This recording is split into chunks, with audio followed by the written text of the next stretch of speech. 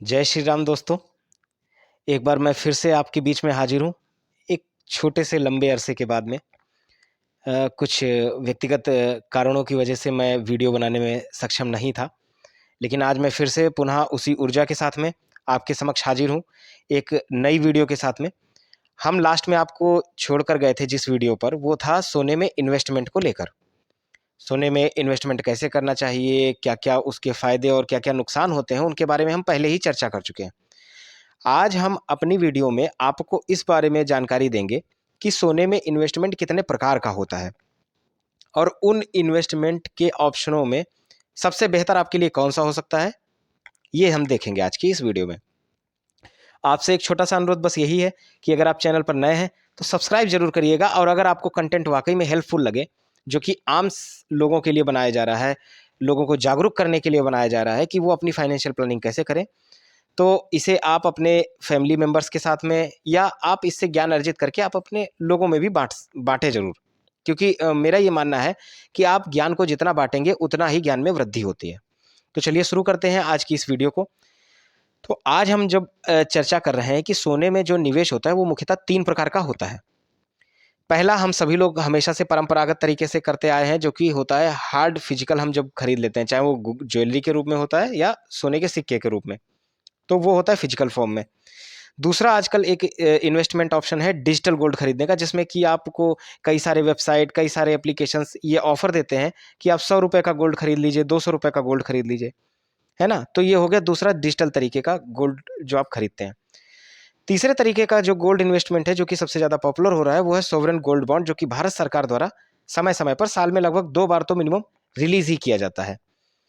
अलग-अलग उसका अमाउंट होता है, उसमें आप उस बॉन्ड को आरबीआई से या बैंक से या डाक खाने से खरीद सकते हैं, ऑनलाइन भी खरीद सकते हैं और उसको अपने पास रख सकते हैं। उसका कुछ टाइम पीरियड होता है, लगभग 5 साल या 10 साल का, जैसी भी उस पे टर्म एंड कंडीशन होती है, उसके बाद में आप उसको भुनवा सकते हैं। अच्छा, इस गोल्ड बॉन्ड में एक खासियत और होती है कि जितने दिन इसको आप अपने पास रखते हैं, तो उस पे simple interest, I repeat simple interest, आपके उतने ही अमाउंट निवेश जितना आपने कर रखा है गोल्ड बॉन्ड में, उस पे आपको आपके बैंक में मिलता रहता है। तो ये एक इसमें एडिशनल बेनिफिट है बाकी के दोनों इन्वेस्टमेंट के कंपैरिजन में जब हम देखते हैं। चूँकि हम आपको पहले ही बता चुके हैं कि गोल्ड में जब हम इन्वेस्टमेंट पहले से ही हमने जब सोचा करने के लिए, तो हमने उसकी फिजिकल फॉर्म में ही करने के लिए सोचा, क्योंकि ऑलरेडी हमारे पास जितने भी, चाहे म्यूचुअल फंड का इन्वेस्टमेंट ले लीजिए, चाहे किसी पॉलिसी का इन्वेस्टमेंट ले लीजिए, चाहे एफडी का इन्वेस्टमेंट ले लीजिए, ये सारे जितने भी इन्वेस्टमेंट हैं ये ऑलरेडी डिजिटल फॉर्म में है। तो मेरा ये व्यक्तिगत तौर पर मानना है कि गोल्ड को हमें माँ लक्ष्मी के स्वरूप का ध्यान करके ही उनको अपने घर में स्थान देना चाहिए।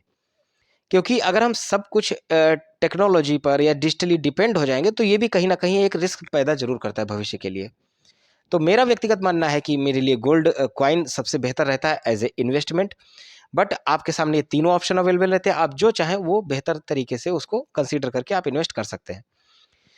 दूसरे तरीके के जिस इन्वेस्टमेंट के बारे में मैंने आपको बताया डिजिटल, जिसमें कि आप ₹100 का, ₹200 का, वो मेरे हिसाब से अच्छा इन्वेस्टमेंट नहीं समझा जाता, क्योंकि जब आप उसको खरीदते हैं तब भी टैक्स देना पड़ता है, कुछ चार्जेस लगते हैं।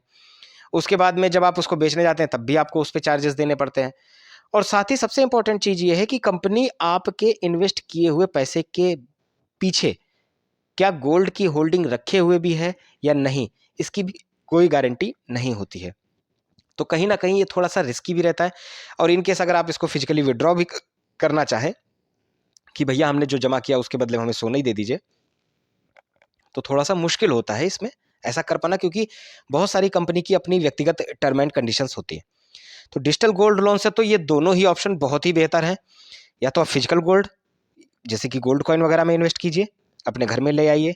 साल में 2 बार अक्षय तृतीया या धनतेरस जैसे 2 आपके पर्व पड़ते हैं, जिनमें आप माँ लक्ष्मी के स्वरूप का ध्यान करके आप उनको अपने घर में स्थापित कर सकते हैं, रख सकते हैं।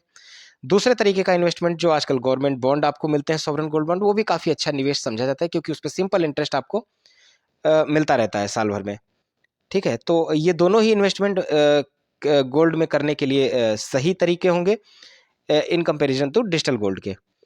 तो आशा करता हूँ कि ये जो हमारी आज की आखिरी वीडियो थी कि गोल्ड में इन्वेस्टमेंट करने के तरीकों के बारे में और सही तरीका कौन-सा होगा, इसके बारे में मैं आपको सही जानकारी देने में सक्षम हो पाया हूँगा। आपका प्यार और आपका सहयोग हमारे चैनल के लिए बहुत ही वांछनीय है। इसीलिए आपसे अनुरोध है कि आप अपना प्यार ऐसे ही हमारे चैनल के साथ बनाए रखें। तब तक के लिए मैं विदा चाहता हूँ। आपको मिलेंगे अगले वीडियो में, जिसमें कि हम आपको और भी ज़्यादा इम्पोर्टेंट ज्ञान देंगे कि इन्वेस्टमेंट के, गोल्ड के अलावा अगले जो इन्वेस्टमेंट का तरीका होता है उसके बारे में। तब तक के लिए जय श्री राम।